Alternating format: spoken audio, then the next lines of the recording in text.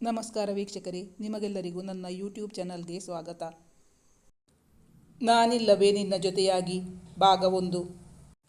ಆ ಯುವಕ ಅವನಿ ಆಟೋ ಹತ್ತದಂತೆ ಗಟ್ಟಿಯಾಗಿ ಹಿಡಿದಿದ್ದ ಅವಳ ಕೈಯನ್ನು. ಆ ಜಾಗ ಕೆಂಪಾಗಿತ್ತು, ಅವಳಿಗೆ ಉರಿಯುತ್ತಿತ್ತು. ಇಬ್ಬರು ಜಗಳವಾಡಿ ಒಂದೇ ಆಟೋದಲ್ಲಿ ಹೊರಟಿದ್ದರು.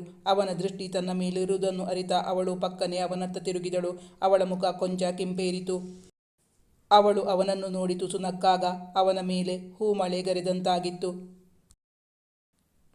ಅಂದು ಮನೆಯ ಕರೆಗಂಟೆ ಸದ್ದಾದಾಗ ಅವನಿ ತನ್ನ ಯೋಚನಾಲೋಕದಿಂದ ಬಾಹ್ಯ ಪ್ರಪಂಚಕ್ಕೆ ಬಂದಿದ್ದಳು. ಮನೆಯ ಗೋಡೆಯ ಮೇಲಿದ್ದ ಗಡಿಯಾರವನ್ನು ನೋಡಿದರೆ ಗಂಟೆ ಅದಾಗಲೇ 8 ತೋರಿಸುತ್ತಿತ್ತು. ಅವಳು ಮರುದಿನ ಒಂದು ಇಂಟರ್ವ್ಯೂ ಎದುರಿಸಬೇಕಾಗಿತ್ತು. ಅದಕ್ಕಾಗಿ ಪ್ರಿಪೇರ್ ಆಗುತ್ತಿದ್ದಳು. ಮನೆಗೆ ಬಂದವರು ಯಾರು ಎಂದು ಕೇಳಬೇಕಾಗಿರಲಿಲ್ಲ. ಅದು ಅವಳ ತಾಯಿ ಮಮತಾ. ತಾಯಿ ಬೆಳಗ್ಗೆ ಕೆಲಸಕ್ಕೆ 8:15 ಗಂಟೆಗೆ ಮನೆ ಬಿಟ್ಟರೆ ಬರುವುದು ರಾತ್ರಿಯೇ. ಹೊತ್ತು ಕತ್ತಲಾದ ಮೇಲೆ ಮಮತಾ ಮನೆ ಸೇರುತ್ತಿದ್ದುದು. ಮಗಳು ಮನೆಯಲ್ಲಿರುತ್ತಾಳೆ, ಬೇಗ ಬರಬೇಕು ಎಂಬ ಯೋಚನೆಯೇ ಮಮತಾಗೆ ಇರುತ್ತಿರಲಿಲ್ಲ. ಸಾಮಾನ್ಯವಾಗಿ ಮಮತಾ ರಾತ್ರಿ 10 ಗಂಟೆ 11 ಗಂಟೆಗೆ ಬರುತ್ತಿದ್ದ ದಿನಗಳೇ ಅಧಿಕ. ಮೊದಲೆಲ್ಲ ಅವನಿಗೆ ಭಯವಾಗುತ್ತಿತ್ತು ಒಬ್ಬಳೇ ಮನೆಯಲ್ಲಿರಲು. ಅದಕ್ಕಾಗಿ ತಾಯಿಯ ಬಳಿ, ಅಮ್ಮ ನೀನು ಬೇಗ ಮನೆಗೆ ಬಾ, ನನಗೆ ಒಬ್ಬಳಿಗೆ ಮನೆಯಲ್ಲಿ ಭಯ ಆಗುತ್ತೆ, ಬೇಜಾರಾಗುತ್ತೆ, ಪ್ಲೀಸ್ ನಾಳೆಯಿಂದ ಇಷ್ಟು ಲೇಟ್ ಮಾಡಿಕೊಂಡು ಬರಬೇಡ ಎಂದು ಹೇಳಿದರೆ, ನೀನು ಯಾರನ್ನಾದರೂ ಫ್ರೆಂಡ್ ಮಾಡ್ಕೋ, ಅವರ ಜೊತೆಗೆ ಹೊರಗೆ ಓಡಾಡುವುದನ್ನು ಕಲಿ, ಆಗ ನಿಂಗೂ ಟೈಮ್ ಪಾಸ್ ಆಗುತ್ತೆ. ನಿಮ್ಮಪ್ಪನ ಮದುವೆಯಾಗಿ ನಾನು ಅನುಭವಿಸಿದ ಸುಖ ಅಷ್ಟರಲ್ಲೇ ಇದೆ. ಬೇಗ ಮನೆಗೆ ಬಂದು ನಾನೇನು ಮಾಡಲಿ? ನಿನ್ನ ಮುದ್ದು ಮುಖ ನೋಡಿಕೊಂಡು ಕೂತ್ಕೋಬೇಕಾ? ನಾನು ಹೊರಗೆ ದುಡಿದು ಸಂಪಾದನೆ ಮಾಡಿಕೊಂಡು ಬರಬೇಕು ಅಂದರೆ ಸುಮ್ಮನೆ ಕೂತ್ಕೊಂಡ್ರೆ ಆಗುತ್ತಾ? ಸುಮ್ಮನೆ ದುಡ್ಡು ಬರುತ್ತೆ ಅಂದ್ಕೊಂಡಿದ್ದೀಯಾ? ನಮ್ಮ ಬಾಸ್ ಹೇಳಿದ ಕೆಲಸ ಎಲ್ಲ ಮಾಡಬೇಕು, ಸುಮ್ಮನೆ ನನ್ನ ಮುಖ ನೋಡಿ ಸಂಬಳ ಕೊಡಲ್ಲ ಎಂದು ಹಾರಿಕೆ ಉತ್ತರ ಕೊಡುತ್ತಿದ್ದರು ಮಮತಾ. ಇಂದು ತಾಯಿಯ ಕೈಯಲ್ಲಿ 2-3 ಬಟ್ಟೆ ಅಂಗಡಿಯ ಪ್ಯಾಕೆಟ್ಗಳನ್ನು ಕಂಡಾಗ ಅವಳಿಗೆ ತಾಯಿಯ ಬಗ್ಗೆ ತಾತ್ಸಾರ ಮೂಡಿತು. ಇದೆಲ್ಲ ಅಮ್ಮನ boss come friend Ramanand uncle ಕೊಡಿಸಿರಬೇಕು. ಆ ವ್ಯಕ್ತಿಯನ್ನು ಕಂಡರೆ ಅವಳಿಗೆ ಮೈಯೆಲ್ಲ ಉರಿಯುತ್ತಿತ್ತು. ಕೆಲವೊಮ್ಮೆ ಅವರು ಮನೆಗೆ ಬರುತ್ತಿದ್ದರು. ಆಗ ಅವಳು ಏನಾದರೂ ನೆಪ ಹೇಳಿ ತನ್ನ ರೂಮ್ ಸೇರಿ ಬಾಗಿಲು ಹಾಕಿಕೊಳ್ಳುತ್ತಿದ್ದಳು.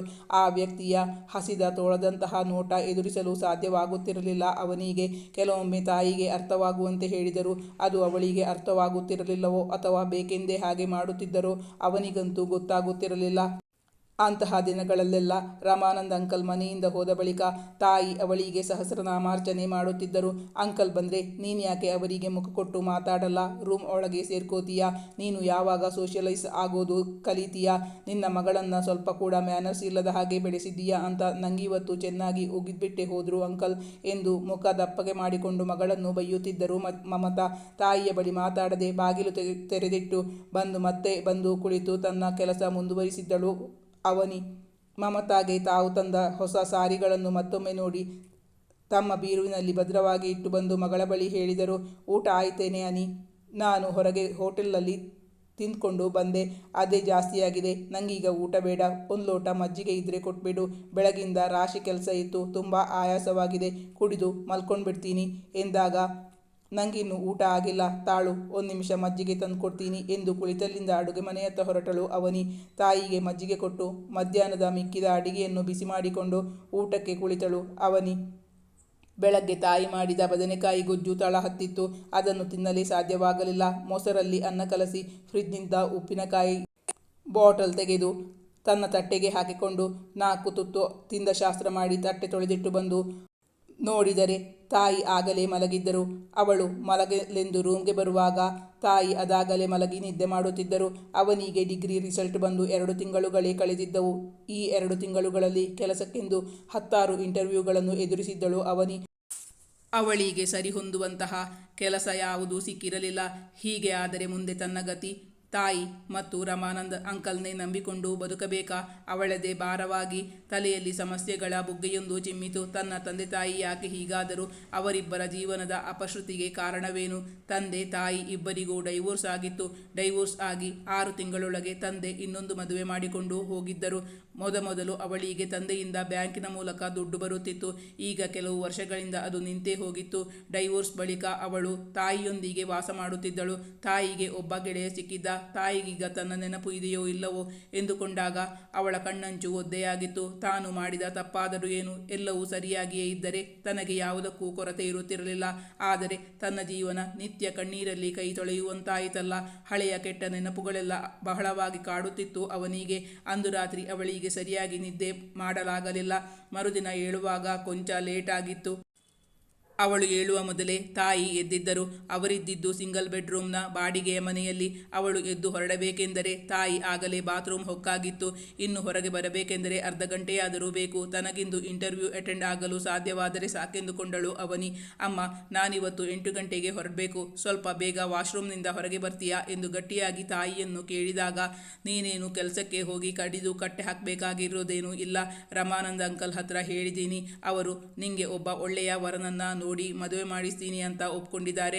ಅಷ್ಟು ದಿನ ನೀನು ಆರಾಮವಾಗಿ ಮನೆಯಲ್ಲಿಯೇ ಇರು ಎಂದು ಹೇಳಿದರು. ಎಂದಿಗಿಂತ 5 ನಿಮಿಷ ಬೇಗ ಬಾತ್ರೂಮ್ನಿಂದ ಹೊರಬಂದಿದ್ದರು ಮಮತಾ. ಅವನಿ ಸ್ನಾನ ಮುಗಿಸಿ ತಿಂಡಿ ತಿಂದು ಅಲಂಕರಿಸಿಕೊಂಡು ಮನೆ ಬಿಟ್ಟು ಹೊರಡುವುದೇ ತಡವಾಗಿತ್ತು. ಬಸ್ಸು ಸಿಗುವುದಂತೂ ಗಗನಕುಸುಮ. ಸಿಕ್ಕರೂ ಆ ಹೊತ್ತಿನಲ್ಲಿ ತುಂಬ ರಶ್ ಇರುತ್ತಿತ್ತು. ಕಾಲು ಹಾಕಲೇ ಜಾಗವಿರುತ್ತಿರಲಿಲ್ಲ. ಆಟೋವನ್ನೇ ಹಿಡಿದುಕೊಂಡು ಹೋಗಬೇಕೆಂದು ಆಟೋ ಸ್ಟ್ಯಾಂಡಿನ ಬಳಿ ನಿಂತಾಗ ಅವನು ಅಲ್ಲಿಯೇ ಫೋನ್ನಲ್ಲಿ ಮಾತಾಡುತ್ತಾ ನಿಂತಿದ್ದ. 3-4 ಆಟೋಗಳಿಗೆ ಇಬ್ಬರು ಕೈಚಾಚಿ ಕರೆದಾಗ ಇವರತ್ತ ತಿರುಗದೆ ಹೋಗಿದ್ದವು. ಆ ಏರಿಯಾಕ್ಕೆ 15 ನಿಮಿಷಕ್ಕೊಂದು ಬಸ್ ಬರುತ್ತಿತ್ತು. ಬಸ್ಸಿಗಾಗಿ ಕಾದರೆ ಅವಳಿಗೆ ಇಂಟರ್ವ್ಯೂಗೆ ತಲುಪಲು ಲೇಟಾಗುತ್ತಿತ್ತು. ಹೇಗೂ ತಾಯಿಯ ಬಳಿ ಕೇಳಿ ಪಡೆದ ದುಡ್ಡಿದೆ, ಆಟೋದಲ್ಲಿ ಹೋದರಾಯಿತು ಎಂದು ಆಟೋಗಾಗಿ ಕಾಯುತ್ತಿದ್ದಳು ಅವನಿ. ಕೊನೆಗೊಂದು ಖಾಲಿ ಆಟೋ ಬಂದಾಗ ಇಬ್ಬರಿಗೂ ಆ ಆಟೋ ಬೇಕಾಗಿತ್ತು. ಇಬ್ಬರಿಗೂ ಆಟೋ ತನಗೇ ಸಿಗಬೇಕೆಂಬ ಹಂಬಲ. ಆಟೋದವನು ಇಬ್ಬರ ಮಧ್ಯೆ ತಂದು ನಿಲ್ಲಿಸಿದ್ದನು. ಇಬ್ಬರು ಒಟ್ಟಿಗೆ ಹತ್ತಲು ಯತ್ನಿಸಿದಾಗ ಆಟೋದವನು ಅವರತ್ತ ನೋಡಿ ಆ ವಿಷಯಕ್ಕೆ ತನಗೂ ಸಂಬಂಧವೇ ಇಲ್ಲವೆಂಬಂತೆ ತನ್ನ ಜೇಬಿನಿಂದ ಫೋನ್ ತೆಗೆದು ಯಾರಿಗೋ ಕಾಲ್ ಮಾಡತೊಡಗಿದನು. ಆಗ ಅವನಿಯ ಬಳಿ ಆ ಯುವಕ ಹೇಳಿದ, ನಾನು ನಿಮಗಿಂತ ಮೊದಲೇ ಬಂದು ಆಟೋಗಾಗಿ ಕಾಯ್ತಾ ಇದ್ದೆ. ನಾನು ಆಟೋ ನಿಲ್ಲಿಸಿದ್ದು, ನೀವು ಬೇರೆ ಯಾವುದಾದರೂ ಆಟೋ ಹಿಡಿದು ಹೋಗಬಹುದು. ಅವನಿ ಬಳಿ ಹೇಳಿದ ಆ ಯುವಕ, ನಾನು ಕರೆದಿದ್ದು ಅಷ್ಟೊತ್ತಿನಿಂದ ನಾನು ಕಾಯ್ತಾ ಇರೋದು ಕಾಣಿಸಿಲ್ವಾ? ಅವಳು ಕಾರವಾಗಿಯೇ ಹೇಳಿದ್ದರು. ಇಬ್ಬರು ಕೈ ಅಡ್ಡವಾಗಿ ಹಿಡಿದು ಒಬ್ಬರನ್ನೊಬ್ಬರು ತಡೆದಾಗ ರಿಕ್ಷಾದವನು ತನ್ನ ಸೆಲ್ ಫೋನ್ ಜೇಬಿಗೆ ಹಾಕಿಕೊಂಡು ರಿಕ್ಷಾ ಸ್ಟಾರ್ಟ್ ಮಾಡಿದ. ಬೇಗ ಯಾರಾದರೂ ಹತ್ತಿ, ನನಗೆ ಹೊತ್ತಾಯಿತು. ಇಲ್ಲದಿದ್ದರೆ ಬೇರೆ ಆಟೋ ಹಿಡ್ಕೊಳ್ಳಿ. ನನಗೆ ಇಂಟರ್ವ್ಯೂಗೆ ಲೇಟಾಗುತ್ತೆ ಪ್ಲೀಸ್ ಅವನಿ ಹೇಳಿದಳು. ನನಗೆ ಆಫೀಸ್ಗೆ ಹೊತ್ತಾಗುತ್ತೆ ಪ್ಲೀಸ್ ಅವನು ಹೇಳಿದ. ಆಟೋ ಮುಂದೆ ಜರುಗಿದಾಗ ಅವನು ಅವಳ ಕೈ ಹಿಡಿದು ಹೇಳಿದ, ಎಕ್ಸ್ಕ್ಯೂಸ್ ಮೀ, ನಾನು ಮೊದಲು ಆಟೋ ಕರೆದದ್ದು. ಅವನು ಅವಳಿಗಡ್ಡವಾಗಿ ನಿಂತು ಹೇಳಿದ, ನನಗೆ ಇಂಟರ್ವ್ಯೂ ತುಂಬ ಇಂಪಾರ್ಟೆಂಟ್ ಸರ್, ಪ್ಲೀಸ್ ನೀವು ಇನ್ನೊಂದು ಆಟೋ ಹಿಡ್ಕೊಂಡು ಹೋಗಿ. ಅವನಿಯು ಹೇಳಿದಳು, ಏನ್ರಿ, ನಾನೇನು ಇಲ್ಲೇ ರಸ್ತೆ ಬದಿಯಲ್ಲಿ ಕಾಯೋಕೆ ಅಂತ ಬಂದು ನಿಂತ್ಕೊಂಡಿದ್ದೀನಾ? ನಾನು ಆಫೀಸ್ಗೆ ಹೋಗಲೇಬೇಕು, ಕೆಲಸ ಮಾಡಲೇಬೇಕು. ಆಫೀಸ್ಗೆ ಲೇಟಾಗಿ ಹೋದರೆ ನನಗೂ ತೊಂದರೆ ಆಗುತ್ತೆ. ನಿಂಗೇನು ಬಸ್ಸಲ್ಲಿ ಫ್ರೀಯಾಗಿ ಹೋಗೋದಲ್ವಾ? ನಂಗಾದರೆ ಅಂತಹ ಫೆಸಿಲಿಟಿ ಯಾವುದೂ ಇಲ್ಲ. ಒಂದು 10 ನಿಮಿಷ ವೆಯ್ಟ್ ಮಾಡಿದರೆ ಬಸ್ ಬರುತ್ತೆ. ನಾನು ಇವತ್ತು ಒಂದು ಮೀಟಿಂಗ್ ಅಟೆಂಡ್ ಆಗಲೇಬೇಕು. ಟೈಮ್ಗೆ ಕರೆಕ್ಟಾಗಿ ತಲುಪಿಲ್ಲ ಅಂದರೆ ನಮ್ಮ ಬಾಸ್ ನನ್ನ ತಲೆ ತಿಂದುಬಿಡ್ತಾರೆ ಪ್ಲೀಸ್. ಅವನು ಆಟೋಗೆ ಹತ್ತಲು ಅವಳನ್ನು ಬಿಡುತ್ತಿಲ್ಲ. ಅವಳು ಅವನಿಗೇನೂ ಕಮ್ಮಿ ಇರಲಿಲ್ಲ. ಅವನು ಆಟೋ ಹತ್ತದಂತೆ ಅವಳು ತಡೆಯುತ್ತಿದ್ದಳು. ಆ ವ್ಯಕ್ತಿಗೆ ಅವನಿಯ ಮೇಲೆ ಸಿಟ್ಟು ಬಂದರೆ ಅವಳಿಗೂ ಅವನ ಮೇಲೆ ಸಿಟ್ಟು ಬಂದಿತ್ತು. ನೀವು ಒಂದು ವೆಹಿಕಲ್ ಇಟ್ಕೋಬೇಕಿತ್ತಪ್ಪ, ಆಗ ನಿಮಗೂ ಈ ಪ್ರಾಬ್ಲಮ್ ಇರ್ತಾ ಇರಲಿಲ್ಲ ಅವನಿ ಅವನ ಬಳಿ ಹೇಳಿದಳು. ಅದನ್ನು ನನ್ನ ಹತ್ರ ಹೇಳೋಕೆ ನೀವ್ಯಾರು? ಈಗ ಎಲ್ಲದರಲ್ಲೂ ಹೆಣ್ಣು ಮಕ್ಕಳು ಗಂಡು ಮಕ್ಕಳಿಗೆ ಸಮಾನವಾಗಿದ್ದಾರೆ, ಎಲ್ಲದರಲ್ಲೂ ಸಮಾನತೆ ಬೇಕು ಅಂತ ಹೋರಾಡ್ತೀರಿ. ನನ್ನ ಹತ್ರ ವೆಹಿಕಲ್ ಇಟ್ಕೋಬೇಕು ಅಂತ ಹೇಳೋರು ನಿಮಗೂ ಒಂದು 2 ವೀಲರ್ ಇಟ್ಕೋಬಹುದಾಗಿತ್ತಲ್ಲ, ಆಗ ನಿಮಗೂ ಆಟೋದ ಅವಶ್ಯಕತೆಯೇ ಇರ್ತಾ ಇರಲಿಲ್ಲ. ಅವನು ಅವಳ ಮೇಲೆ ರೇಗಿ ಹೇಳಿದ. ಇಬ್ಬರು ಒಬ್ಬರನ್ನೊಬ್ಬರು ಬಿಟ್ಟುಕೊಡದೆ ಸರಿಯಾಗಿ ಜಗಳವಾಡುತ್ತಿದ್ದರು. ಸಮಯ ಸರಿಯುತ್ತಿತ್ತು. ನನಗೆ ಹೊತ್ತಾಯಿತು. ನೀವಿಬ್ಬರು ಜಗಳ ಆಡ್ತಿದ್ರೆ ಆಡ್ಕೊಂಡೇ ಇರಿ. ನಾನು ಹೊರಟು ಹೋಗ್ತೀನಿ. ಪ್ಲೀಸ್ ನನ್ನ ಆಟೋದಿಂದ ಕೈ ತೆಗೀರಿ ಆಟೋ ಡ್ರೈವರ್ ಹೇಳಿದ. ಅಲ್ಲಿ ಇನ್ನೊಬ್ಬ ವಯಸ್ಸಾದ ಲೇಡಿ ಇವರತ್ತ ನಡೆದು ಬರುವುದು ಕಾಣಿಸಿದಾಗ ಆ ಯುವಕ, ಇರಪ್ಪ 1 ನಿಮಿಷ, ಇಬ್ಬರು ಬರ್ತೀವಿ, ಬನ್ನಿ ಮೇಡಮ್, ನಿಮ್ಮನ್ನು ಅವನು ಮೊದಲು ಬಿಡಲಿ, ಆಮೇಲೆ ನನ್ನ ಆಫೀಸ್ಗೆ ಬಿಡಲಿ. ಮೊದಲು ನಿಮಗೆ ಎಲ್ಲಿ ಹೋಗಬೇಕು ಅಂತ ಅವನ ಹತ್ರ ಹೇಳಿ ಎಂದು ಹೇಳಿದ ಯುವಕ ಮೊದಲು ಆಟೋದಲ್ಲಿ ಹತ್ತಿ ಕುಳಿತು ಅವಳನ್ನು ಕೈ ಹಿಡಿದು ಒಳಗೆ ಹತ್ತಿಸಿಕೊಂಡಿದ್ದ. ಮೇಡಮ್, ನಿಮಗೆ ಎಲ್ಲಿಗೆ ಹೋಗಬೇಕು ಅಂತ ಹೇಳಿ ಆಟೋದವನು ಕೇಳಿದಾಗ ಅವಳು ಇಂಟರ್ವ್ಯೂ ಇದ್ದ ಜಾಗದ ಅಡ್ರೆಸ್ ಕೊಟ್ಟಳು. ಓ, ನೀವು ಮೊದಲೇ ಹೇಳೋದಲ್ವಾ? ಅಲ್ಲಿಂದ 1 ಕಿಲೋಮೀಟರ್ ಮುಂದೆ ನನ್ನ ಆಫೀಸ್ ಇರೋದು. ಸುಮ್ಮನೆ ಬೆಳಿಗ್ಗೆ ಇಬ್ಬರು ಮಿಸ್ಅಂಡರ್ಸ್ಟ್ಯಾಂಡಿಂಗ್ ಮಾಡಿಕೊಂಡು ಜಗಳ ಆಡ್ಕೊಂಡ್ವಿ ಎಂದು ಹೇಳಿ ಅವನು ನಸುನಕ್ಕನು. ಅವಸರದಲ್ಲಿ ಅದನ್ನು ಕೇಳುವ ವ್ಯವಧಾನ ಅವರಿಬ್ಬರಿಗೂ ಇರಲಿಲ್ಲ. ಬೆಳಗ್ಗೆ ಇಷ್ಟು ಹೊತ್ತಲ್ಲಿ ವೆಹಿಕಲ್ ಪ್ರಾಬ್ಲಮ್ ತುಂಬ ಇರುತ್ತೆ ಎಂದು ಅವಳು ಹೇಳಿದಾಗ, ಹೌದು ಮೇಡಮ್ ಎಂದು ಅವನು ಒಪ್ಪಿಕೊಂಡ. ಆಗ ಅವನು ತನ್ನ ಕೈ ಹಿಡಿದ ಜಾಗ ಈಗಲೂ ಕೆಂಪಾಗಿತ್ತು. ಮಾತ್ರವಲ್ಲ, ಉರಿಯುತ್ತಿತ್ತು. ಅವಳ ಯೋಚನಾ ಲಹರಿ ಮುಂದೆ ಸಾಗಿತ್ತು. ತಾನು ಡಿಗ್ರಿ ಮುಗಿಸಿ ಕೆಲಸ ಹುಡುಕುತ್ತಿರುವ ಹೊಸದರಲ್ಲಿ ಇನ್ನೇನು ತನಗೆ ಕೆಲಸ ಸಿಕ್ಕೇ ಬಿಟ್ಟಿತು ಎಂಬ ಹುರುಪು. ಬ್ಯಾಂಕಿನಲ್ಲಿ ಕೆಲಸಕ್ಕಾಗಿ ಪರೀಕ್ಷೆ ಬರೆದಿದ್ದಳು. ಅದರ ರಿಸಲ್ಟ್ ಇನ್ನೂ ಬಂದಿರಲಿಲ್ಲ. ಒಂದು ವೇಳೆ ತನಗೆ ಕೆಲಸ ಸಿಕ್ಕರೆ ಕೈ ತುಂಬ ಸಂಬಳ, ಯಾವ ನಿರ್ಬಂಧವೂ ಇಲ್ಲದೆ ಖರ್ಚು ಮಾಡಬಹುದು, ಯಾರನ್ನು ಯಾವುದಕ್ಕೂ ಕೇಳಬೇಕಾಗಿಲ್ಲ ಎಂದೆಲ್ಲ ಆಸೆ ಹೊತ್ತು ಕನಸು ಕಾಣುತ್ತಿದ್ದಳು ಅವನಿ. ಆದರೆ ಈಗಿನ ಕಾಲದಲ್ಲಿ ಅವಳು ಅಂದುಕೊಂಡಷ್ಟು ಸುಲಭದಲ್ಲಿ ಕೆಲಸ ಸಿಗುವುದಿಲ್ಲ. ಇಂದು ತಾನೆದುರಿಸುವ ಇಂಟರ್ವ್ಯೂನಲ್ಲಿ ಪಾಸಾದರೆ ಸಾಕು, ಹಾಗೇನಾದರೂ ಆದರೆ ತನ್ನ ಬಾಳು ಹಸನಾದಂತೆಯೇ ಯೋಚಿಸುತ್ತಿದ್ದವಳಿಗೆ ಅವನು ಕೇಳಿದ ಪ್ರಶ್ನೆ ಕಿವಿಯೊಳಗೆ ಹೋಗಿರಲಿಲ್ಲ. ಪಾರ್ಡನ್ ಮೀ ಆಮ್, ಏನಂದ್ರಿ ಎಂದು ಅವಳು ಕೇಳಿದಾಗ, ಆಲ್ ದ ಬೆಸ್ಟ್, ಇವತ್ತಿನ ಇಂಟರ್ವ್ಯೂಗೆ ನನ್ನ ಶುಭ ಹಾರೈಕೆಗಳು ಎಂದವನು ಹೇಳಿದ. ಇಬ್ಬರು ಇನ್ನೂ ಪರಸ್ಪರ ಪರಿಚಯ ಮಾಡಿಕೊಂಡಿರಲಿಲ್ಲ. ಆದರೆ ಅವನು ಶುಭ ಹಾರೈಸಿದ್ದ. ನನಗೆ ವೆಹಿಕಲ್ ಇಟ್ಕೋಬೇಕಿತ್ತು ಅಂದ್ರಲ್ಲ, ನನ್ನ ಹತ್ರ ವೆಹಿಕಲ್ ಇದೆ, ಆದರೆ ಅರ್ಧ ದಾರಿಯಲ್ಲಿ ಕೈ ಕೊಟ್ಬಿಡ್ತು. ಇಲ್ಲಾಂದರೆ ನಿಮ್ಮ ಹತ್ರ ಈ 50-50 ಕೇಳಬೇಕಾಗಿರಲಿಲ್ಲ ಎಂದ ಯುವಕ ಮೊದಲ ಬಾರಿಗೆ ಅವಳತ್ತ ದೀರ್ಘ ನೋಟ ಬೀರಿದ್ದ. ಈಗ ಅವನ ಮುಖದಲ್ಲಿ ಆಗಿನ ಸಿಟ್ಟು ಇರಲಿಲ್ಲ. ಅವಳಿಂದು ಅಂಜೂರ ಬಣ್ಣದ ಸೀರೆ ಉಟ್ಟು ಅದಕ್ಕೊಪ್ಪುವ ಅದೇ ಬಣ್ಣದ ರವಿಕೆ ಹಾಕಿಕೊಂಡಿದ್ದಳು. ಹಾಲು ಕೆನೆಯ ಮೈಬಣ್ಣಕ್ಕೆ ಬಹಳ ಚೆನ್ನಾಗಿ ಹೊಂದುತ್ತಿತ್ತು ಆ ಸಾರಿ. ಅವಳ ದುಂಡು ಮುಖದಲ್ಲಿದ್ದ ಕಪ್ಪು ಅರಳು ಕಣ್ಣುಗಳ ಪ್ರಖರತೆ,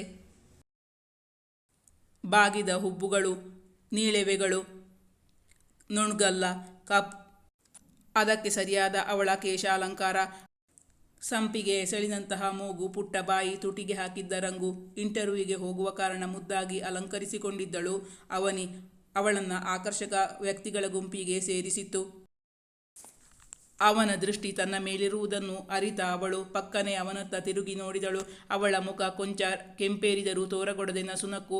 ನನಗೆ ಇಳಿಯೋ ಜಾಗ ಬಂದಾಗ ಆಟೋ ಚಾರ್ಜ್ ನಿಮ್ಮ ಕೈಯಲ್ಲಿ ಕೊಡ್ತೀನಿ, ಮಿಕ್ಕಿದ ಚಾರ್ಜು ನೀವು ಕೊಟ್ಕೊಳ್ಳಿ ಎಂದು ನಕ್ಕು ಹೇಳಿದಾಗ ಆ ನಗು ಅವನ ಮೇಲೆ ಹೂಮಳೆಗರೆದಂತಾಯಿತು. ಇಷ್ಟಾದರೂ ಇಬ್ಬರು ಪರಸ್ಪರ ಪರಿಚಯ ಮಾಡಿಕೊಳ್ಳಲಿಲ್ಲ. ಈ ಕಥೆಯ ಮುಂದಿನ ಭಾಗ ಮುಂದಿನ ಸಂಚಿಕೆಯಲ್ಲಿ ಮುಂದುವರಿಯುವುದು. ವೀಕ್ಷಕರೇ, ನಾನು ಹಾಕೋ ಕಥೆಗಳು ನಿಮಗೆ ಇಷ್ಟವಾಗಿದ್ದಲ್ಲಿ ನನ್ನ ಚಾನಲನ್ನು ಸಬ್ಸ್ಕ್ರೈಬ್ ಮಾಡಿ, ನನ್ನ ವಿಡಿಯೋವನ್ನು ಲೈಕ್ ಮಾಡಿ, ನಿಮ್ಮ ಆಪ್ತರಿಗೆ ನನ್ನ ವಿಡಿಯೋವನ್ನು ಶೇರ್ ಮಾಡಿ, ನಿಮ್ಮ ಅನಿಸಿಕೆ ಅಭಿಪ್ರಾಯಗಳನ್ನು ಕಮೆಂಟ್ ಮಾಡಿ ತಿಳಿಸುವುದರ ಮೂಲಕ ನನಗೆ ಬೆಂಬಲ ನೀಡಬೇಕಾಗಿ ವಿನಂತಿಸಿಕೊಳ್ತೀನಿ. Thank you for watching.